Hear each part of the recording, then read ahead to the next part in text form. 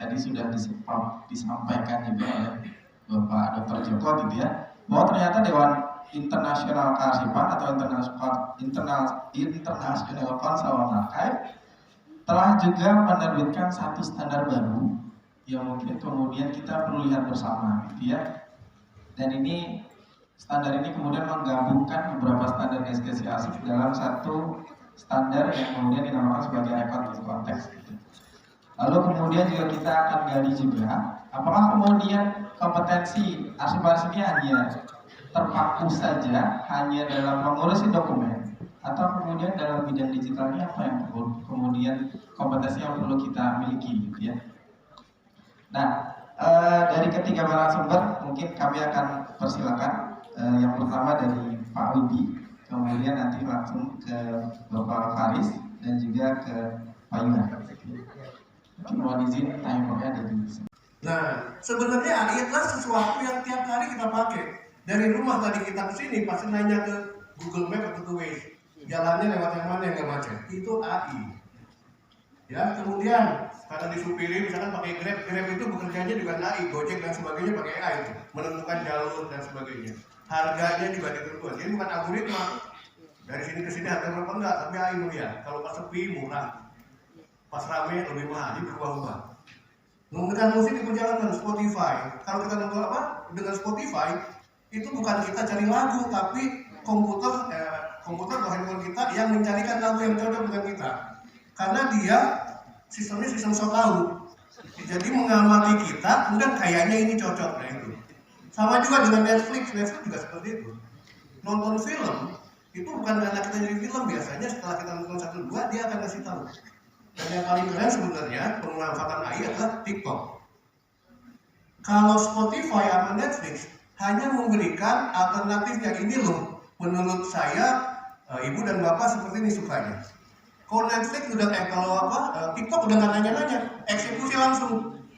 Kita nonton video-video tentang pemilu, ya langsung aja video pemilu. Kalau kita bosan, kita skip, nanti itu hilang, akan ganti lagi dengan yang lain. Itu sebenarnya AI dan yang lain-lainnya. Jadi udah biasa kita itu sebenarnya. Ya, jadi tanpa sadar, karena AI biasanya nggak perlu diomongin, kalau yang diomongin nanti belum selesai itu. Next. Ini terburu-buru, bener Pak, menakutkan gambar ini ya. Menakutkan, kayaknya baru semenit kok udah 4 menit.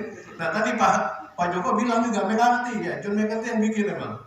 Jadi AI adalah bagaimana melakukan hal-hal yang biasa kita manusia lakukan karena dikasih oleh Tuhan Yang Maha Esa dengan mudah, tapi komputer bisa melakukan apa? Ini kita bisa melihat, bisa nggak komputer dikasih gambar ataupun video tahu itu aslinya apa? Nah, itu AI. Jadi komputer seolah-olah punya mata. Ini ada kucing, ada orang berantem, dia bilang dia berantem. Dikasih video, dia bisa tahu ini video tentang apa. Itu AI. Nah, yang masalah disebut dengan vision, atau dengan mulut kita dan pendengaran kita bisa berbicara, mendengar apa yang dibilang oleh lawan kita, kemudian kita menginterpretasinya, kemudian memberi jawaban. Itu adalah NLP, natural language processing. Kemudian apa lagi yang bawah, think, berpikir, belajar. Jadi kita hal-hal yang biasanya manusia lakukan supaya sekarang komputer bisa lakukan. Tujuannya apa? Bukan yang tadi ada Terminator dan sebagainya, tapi supaya hidup kita bisa lebih nikmat. Harusnya seperti itu. Jadi targetnya ini, kemampuan komputer mendapatkan kemampuan yang biasanya manusia lakukan. Nah, ini contohnya ini contohnya dikasih tahu bahwa kita melakukan ini terus. Nah, NLP melakukan ini semua. Ini ada di NLP. Ya, tinggal dimainin aja. Saya bla bla bla. Ini kan kegiatannya teman-teman di arsip sebenarnya. Bisa dipakai. Next. Ini juga banyak kan, tinggal satu-satu. Jadi artinya sebenarnya teman-teman cocok dengan AI untuk membantu hidup kita. Bisa ini. Satu lagi terus, ya kesimpulannya seperti ini. Dan yang penting adalah satu halaman terakhir, AI itu mungkin nggak gantiin orang, tapi orang akan digantikan dengan orang yang pakai AI. Terima kasih.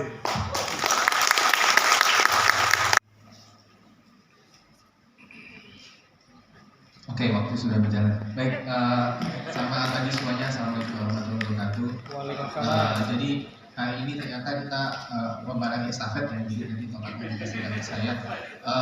Mungkin langsung saja, jadi saya Faris dari Fakultas Ilmu Komputer Universitas Indonesia dan juga Tokopedia WIA Center of Excellence. Jadi di sini saya akan lebih membahas tentang ontologis. Nah, mungkin next. Ya, next ini konteksnya. Oke, jadi apa itu ontologi? Nah, di sini kita melihat pada arsip ya, yang mana Aristotle di 300 sebelum Masehi ya, beliau berkata bahwa ontologi itu mempelajari atribut ya, yakni suatu things ya, yang mana suatu things itu bisa semuanya, bisa manusia, bisa buku ya, bisa apapun itu memiliki atribut-atribut. Dan melihat yang tadi oleh paparan dari Pak Joko Utomo bahwa memang kalau dari segi arsip ya, kita melihatnya things itu atributnya apa aja, dan itu ada banyak hal. Tadi ada 3 aspek ya. Jadi aspek yang pertama yaitu tentang struktur, tentang konten, dan tentang konteks. Jadi di 300 sebelum Masehi juga Aristotle juga sudah membahas terkait dengan bahwa suatu benda itu pasti memiliki atribut, yang mana meliputi 3 hal itu. Next. Dan di sini memang banyak hal yang bisa kita ungkapkan, misalkan terkait suatu benda, ya, yang itu akan menjadi record atau catatan-catatan di suatu arsip, ya. Dan tentu saja ini akan meliputi banyak hal, dan di sini malah kita akan semuanya bisa kita ungkapkan. Nah, pertanyaannya mana yang lebih penting? Di 300 sebelum Masehi, sebelum ada komputer jauh. Ya, jadi di sini 93, 97, dan 98. Di sini ada 3 definisi. Kita akan fokus ke definisi yang ketiga, Studer et al. Tahun 98. Next. Ya, next. Nah, jadi Studer et al. Di tahun 98, ontologi sudah agak bergeser definisinya.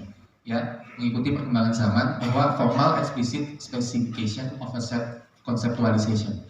Nah, apa artinya yang bagian formal explicit specification? Ya, jadi di sini kalau zaman dulu mungkin kita secara lisan, secara tertulis, tapi di sini kita sudah dibantu oleh komputer dan sekarang sudah ada artificial intelligence. Maka sifatnya record itu harus dan wajib machine readable. Ya, tapi tidak hanya itu, meaning atau konteks itu harus juga bersifat eksplisit, didefinisikan secara eksplisit. Ya, tapi itu tidak berguna jika tidak ada konsensus. Jadi tidak ada konseptualisasi yang disepakati bersama. Oleh karena itu ditambahkan yang kedua, yakni tentang self conceptualization. Jadi pihak-pihak ya, baik misalkan di Indonesia, di Eropa, di Afrika dan sebagainya, itu harus ada kesepakatan ya, suatu standar tentang arsip. Next. Dan dengan adanya ini ya, kita memberikan semantics, makna ya. Jadi beyond content, yakni konteks pada arsip yang ada. Ekspresif di sini, jadi tidak hanya control vocabulary, tapi juga taksonomi. Perbedaan mencolok di sini adalah adanya hierarki. Ya. Jadi di sini kita tahu buku, ya, buku itu bisa tentang sains, non-fiction dan seterusnya. Sains itu bisa tentang medicine, matematik dan seterusnya. Matematik bisa tentang applied dan seterusnya. Ya. Perbedaannya jika tanpa ini, ya, kita nggak akan tahu konteks. Kita nggak akan tahu hubungan buku dengan non-fiction. Kita nggak akan tahu apa hubungannya matematik dengan medicine. Itu sama-sama cabang ilmu pengetahuan. Kita nggak akan tahu matematik itu bisa dipecah ke apa aja. Jadi ini adalah tahapan untuk memberikan konteks itu. Next. Dan lebih lanjut lagi, ya, tidak hanya tentang taksonomi, tapi juga metadata tambahan. Ya, jadi di sini tidak hanya hierarki, tapi di sini kita juga tahu, ya, misalkan di situ ada istilah dog dalam suatu animal taksonomi. Tentu saja dog itu memiliki istilahnya kandang atau rumah. Di situ berarti ada hubungannya dengan dog house. Jadi dog related to dog house. Dan kemudian dog juga related to misalkan produk dokter hewan di suatu perusahaan farmasi. Ya. Dan kemudian informasi tentang antonim. Jadi di sini ada istilah yang saling berlawanan. Yes atau no, ini sebagai contoh sederhana saja. Terakhir ini saya mau bilang bahwa teman-teman arsip itu sebenarnya ruang kerjanya ada banyak sekali. Medical record itu sangat mirip dengan arsip.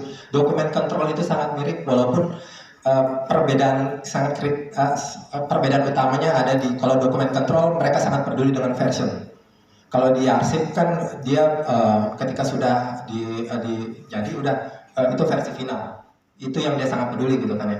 keasliannya dia pedulikan gitu kan. Kalau versioning kan keasliannya bergerak terus gitu kan ya.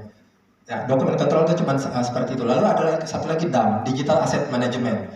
Secara prinsip keilmuannya akan sama, tapi yang namanya Digital Asset Management pedulinya di tengahnya itu, memperlakukan dia sebagai aset. Kalau di arsip kan sebagai evidence ya, walaupun ada beberapa yang bilang ya arsip juga evidence. Kalau saya nggak percaya kalau arsip itu evidence, karena di ujungnya itu nanti ada pemusnahan, gitu kan ya. Compliance terhadap hukum kan ya, compliance terhadap hukum kalau sudah bisa dimusnahkan dengan berbagai alasan, compliance terhadap hukumnya, dan satu lagi terhadap efisiensi lah ya. Gitu. Nah, sebagai aset dia akan selalu berusaha dipertahankan sepanjang mungkin kalau di digital asset management. Nah, ada satu bagian penting namanya information governance. Information governance ini bagaimana kita melakukan tata kelola informasi yang di dalamnya kalau menurut para pakar ketika mereka berkumpul ada faset-faset itu yang terlibat. Ada cyber security, ada risk management, ada data governance, ada big data, ada report juga seingat saya di sini, ada BI, ada KM di dalamnya semua. Nah, IG ini bagian sombong dari sebuah pengelolaan informasi. IG ini mau bilang bahwa dia yang mengelola itu semua, dia ngatur itu nanti. Jadi kalau kita balikin lagi ke konteks yang tadi ya, AI itu tidak 100% akan akurat, dan yang akan membantu dia dengan sangat akurat itu adalah kualitas datanya. Jadi kualitas data inilah bagian yang akan dimainkan walaupun AI sudah ada gitu ya. Kualitas data, dan itu adalah bagian yang bisa dimainkan perannya oleh teman-teman arsip semua. Gitu.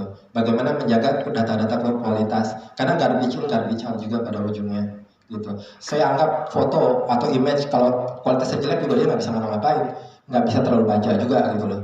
Atau ada surat perjanjian tapi tanggalnya salah gitu kan ya, itu juga akan terkendala gitu.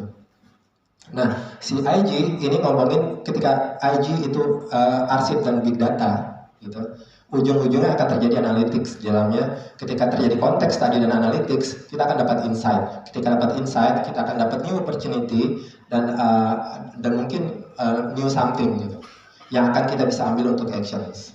So potensi untuk bergerak yang paling dekat dari semua, karena teman-teman AI itu sebenarnya nggak pernah terlalu, yang saya tahu mereka nggak pernah terlalu mikir itu data governance, information governance gitu, berhubungan dengan orang dan mengatur, bikin SOP baru bahwa oke, kita harusnya mengelola dokumen ini seperti ini, itu not part of their kerjaan utama mereka. Itu kerjaan-kerjaan yang biasa kita lakukan di kearsipan gitu.